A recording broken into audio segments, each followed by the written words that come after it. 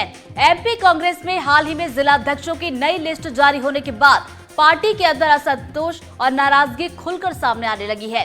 List में कई पुराने और जमीनी कार्यकर्ताओं की अनदेखी से न केवल असंतोष पनपा बल्कि कांग्रेस के कई नेता खुलकर फैसले का विरोध भी कर रहे हैं।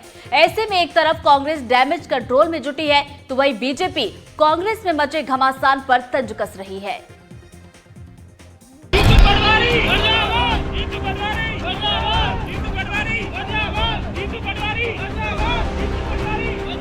मध्य प्रदेश में कांग्रेस जिला अध्यक्षों की नियुक्ति के ऐलान के बाद से ही बवाल मचा हुआ है।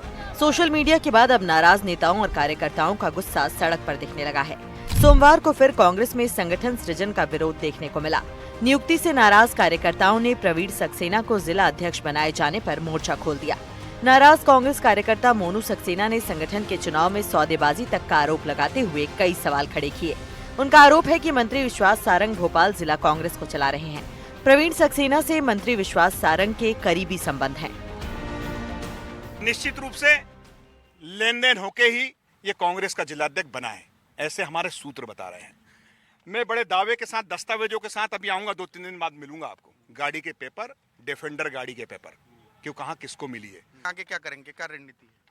अगले चरण में मैं मोनू सक्सेना तमाम पार्टी के कार्यकर्ताओं के साथ अपने खून से राहुल गांधी जी को, खड़गे जी को और प्रियंका जी को पत्र लिखेंगे। अब आपके सामने ये 2 तस्वीरें हैं, जिसमें पहली तस्वीर भोपाल की है, जिसका जिक्र हम कर चुके हैं, और दूसरी तस्वीर रविवार की है, जब राघवगढ़ में कांग्रेस कार्यकर्ता पूर्व मंत्री जयवर्धन सिंह को जिला अध्यक्ष बनाए जाने से लोग नाराज थे और इसी को लेकर कांग्रेस कार्यकर्ताओं ने प्रदेश अध्यक्ष जीतू पटवारी का पुतला फूंका था। साथ ही उनके खिलाफ नारेबाजी भी की थी। कार्यकर्ताओं की दलील है कि जयवर्धन सिंह कांग्रेस के बड़े चेहरों में से एक हैं। ऐसे में उन्हें गुना जिला अध्यक्ष की जिम्मेदारी देकर उनके अधिकार सीमित किए जा रहे हैं। हालांकि पूर्व मंत्री जयवर्धन सिंह ने खुद सामने आकर नाराजगी की बातों से इनकार किया है और नई जिम्मेदारी मिलने पर पार्टी का आभार जताया है।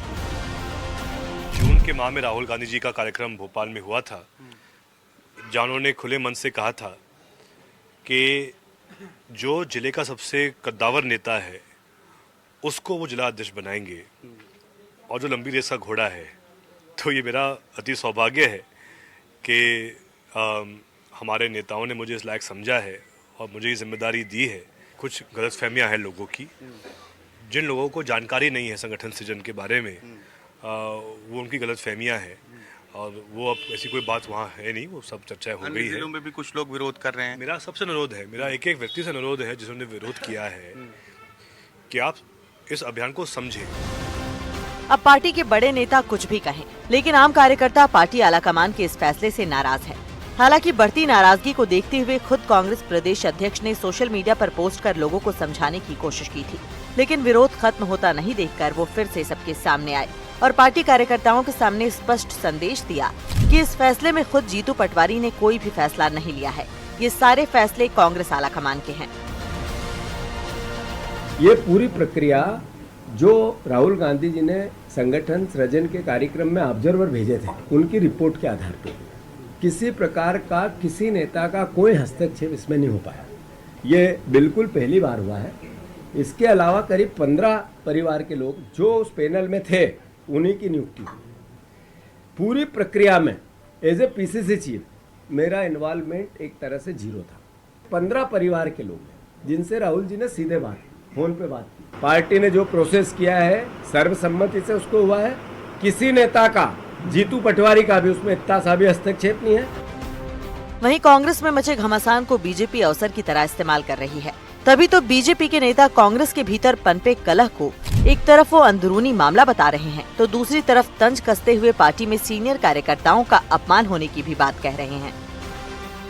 ये चूंकि उनका आंतरिक मामला है, फिर भी उन्होंने जिस प्रकार की सीनियर कार्यकर्ता का अपमान किया है, मुझे लगता है कि इसके घातक परिणाम आएंगे और हम तो चाहते हैं कि वो कांग्रेस इस प्रकार की गलती करे, वो गलती लगातार कर रही है। निष्ठावान कार्यकर्ता का जिनका हक था, अब गुना में जो कार्यकर्ता बरसों से कांग्रेस के लिए काम कर रहे हैं, उनको लगता था कि हम जिला अध्यक्ष बनेंगे, उनका हक छीनने का काम कांग्रेस ने करके एक पूर्व मुख्यमंत्री जो बंटाढार थे प्रदेश के, जिन्होंने बंटाढार किया है, उनके बेटे को बनाया है। मुझे लगता है कि हर कार्यकर्ता का जब ऑलरेडी एक पद है तो दूसरे पद के ऊपर नहीं जाना चाहिए। और जो नई नियुक्तियां हुई है उस परिप्रेक्ष्य में भी, वैसे अब मैं कांग्रेस पार्टी में नहीं हूँ, लेकिन मैं आपको स्पष्ट रूप से बताना चाहता हूँ कि ये परंपरा रही है कांग्रेस की, मठाधीशों वाली जो है ये परंपरा रही है कांग्रेस की।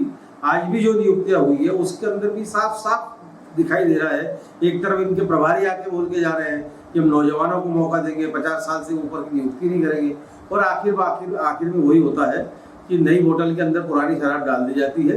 ये कोई मतलब नई बात नहीं है कांग्रेस पार्टी की। बहरहाल एमपी कांग्रेस में जिला अध्यक्षों की नियुक्ति के बाद मचे घमासान को जल्द ही खत्म करना होगा और इसके लिए पार्टी आलाकमान को मोर्चा संभाल पार्टी के भीतर पनपे हुए इस अंतर्कलह को जल्द ही खत्म करना होगा, ताकि पार्टी के मिशन 2029 को बट्टा न लग जाए। क्योंकि अगर ऐसा हुआ तो दिल्ली की गद्दी से बीजेपी को बेदखल करने के उनके संकल्प को और लंबा इंतजार करना पड़ सकता है। जो कांग्रेस पार्टी के तमाम कार्यकर्ता हैं उनके भीतर नाराजगी देखने को मिल रही है इस बात को लेकर कि जो बीजेपी से जुड़े हुए लोग हैं वो कांग्रेस पार्टी को चला रहे हैं। एक धड़ा ऐसा है जो बीजेपी के कहने पर कांग्रेस के निष्ठावान कार्यकर्ताओं को वो पीछे करना चाहता है और उन्हें इसलिए पद नहीं मिल पा रहा है। भोपाल से कैमरा पर्सन राजू बाथम के साथ आकाश द्विवेदी, टीवी।